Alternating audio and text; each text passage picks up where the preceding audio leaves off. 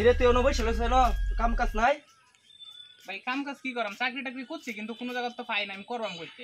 তোর বয়সে কত পোলা হরে ভালো ভালো চাকরি করতেছে, কত বিভিন্ন ধরনের চাকরি করতেছে, তুই কাজ চাকরি পাস না কে? পাই না ভাই, সবাই তো আর পায় না, সবার কপাল তো আর একটা, আমি কিছু পাই না হলে আমি কি করতাম কও? চাকরি খুঁজবি কালকে থেকে গিয়ে।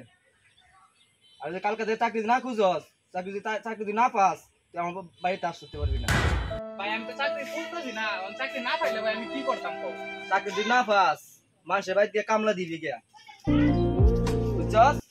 দেখস না আমি যাস না মানুষের বাড়িতে কামলা দেই, তুই শিখ, মানুষের শিখতে হয় কিছু।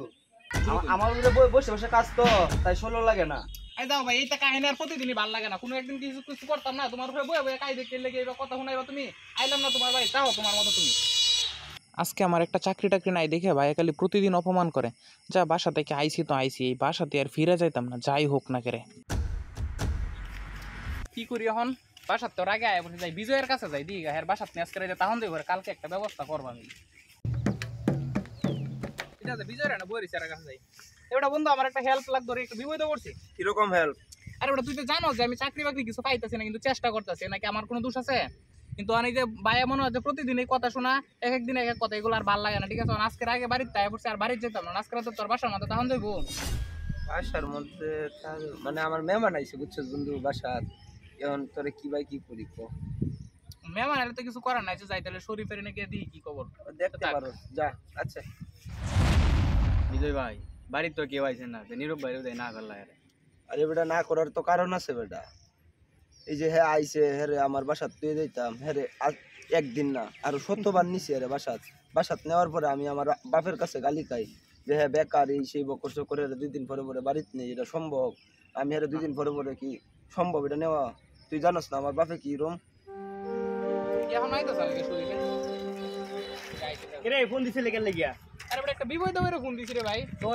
তোর কারণে আই উঠছি, কাজ কাজ পালায় তুই আই উঠছিস। সাইকেলটা তো তুই এইদিকে ফোন আয় বেটা, একটা কাহিনী হয়েছে। কি হয়েছে? কি আর হইব ভাই, বেকার তাই তো, এর লেগে আসলে আমরা মনে হয় যে কোনোই দাম নাই, বেকারের আসলে দাম কোনো নাই, দাম নাই। বেকারের দাম নাই। তোরাই বালা, মানে যে ব্যবসা বাণিজ্য করতে হবে, একজনের চাকরি করতে হয়, তোরাই বালা, কালে আমরা কপালেই কোনো কিছু নাই। ঠিক আছে, কারণ ভাই সমস্যার কথাটা তোরা কই দেখ।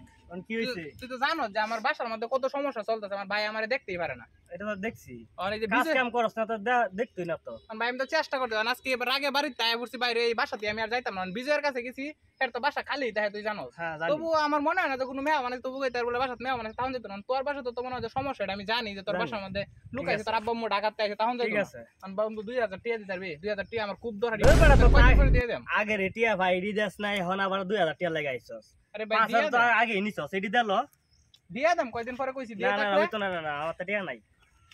ধুর বেটা, এর একটা কথা হইলো বেটা, এটা মোবাইলই তো কইতে পারতিস, এত কষ্ট করে আইছি এই জায়গায় সাইকেল দিয়া বেটা। ভাই ভুল হইছে আমার, মাপ চাই তোর কাছে, বুঝছো? আসলে তোরা ধুর বন্ধু বেটা, বান্ধব এটা না, একটা কথা বললে বেটা হেল্প করছ না একটু বিপদে বললে। হ্যাঁ? আর কারার লগে চললাম ছোটবেলা থেকে, বেকার থেকে, ভাইও দাম দেয় না, বন্ধু বান্ধব দাম দেয় না, কারার লগে চললাম ছোটবেলা থেকে। আচ্ছা হিসাব একদিন হইব না, আল্লাহ কি দিন এমনি রাখবো? কিরে বিজয় বই রিছস, একটা কথা আছে। আমার একটা কথা আছে রে বন্ধু, তোরে কল দিলাম হইলে। ক কি কথা? তোরটা কইবি আগে না আমারটা কইতা? তোরটাই ক, আমারটা পরে কইয়া। দেখ নীরব হের বাড়ি হের বড় ভাই চাপটাপ দিতেছে, হের ভাই কামড়া টামড়া দে, হে বইয়া বইয়া খাইতেছে, পড়ার নামে তো দেখছিস দেখছি হ্যাঁ, তো কি করতেছে ঘোরাঘুরি।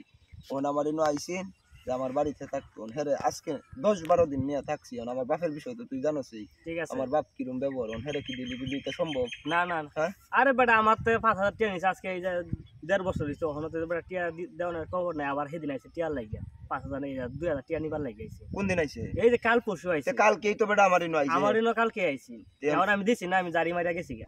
বেকার গুলানোর সম্পর্ক আমরা রাখতাম না, বুঝছো? কোন কি করব ছোটবেলা থেকে চলাফেরা একসাথে এই খাতিরে। আচ্ছা যাই হোক, আরেকদিন তুই তোর ইনো যাই বা আমার ইনো আয়, আমরা ডিরেক্ট না ছোটবেলার বন্ধু বন্ধু দেওয়ার টাইম নাই। টাইম নেই, যা। ছোট ভাই দাঁড়ায় রইছো না, একটা হেল্প করতে পারবা? তো কি আর করতে পারি? 500 টাকা দিতে পারবো আমারে? দিয়ে দেন কয়দিনের ভিতরে।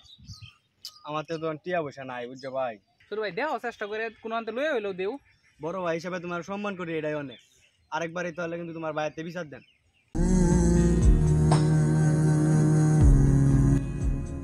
একটা একটা বেকার ছেলে জানে কিভাবে জীবনটা পার করতে হয়, একটা বেকার ছেলে জানে জীবনের আসল মানেটা কি। আপনি যখন বেকার থাকবেন তখন আপনি কোথাও কোনো দাম পাবেন না, না পরিবারের কাছে, না আত্মীয় স্বজনের কাছে, না বন্ধু বান্ধবের কাছে। তবে একটি জিনিস পাবেন, সেটি হচ্ছে অবহেলা। আর এই অবহেলাগুলো সহ্য করতে না পেরেই আমরা ডিপ্রেশনে পড়েছি বা ভিতর থেকে আমরা ট্রমাটাইজ হয়ে যাই। আমরা চাইলেও আর সবকিছু আগের মতো স্বাভাবিকভাবে করতে পারি না। বেকারত্ব জীবনে এমন একটা অভিশাপ যা শকুনের মতো প্রতিনিয়ত আপনাকে ছিঁড়ে ছিঁড়ে খাবে, টুকরে টুকরে খাবে।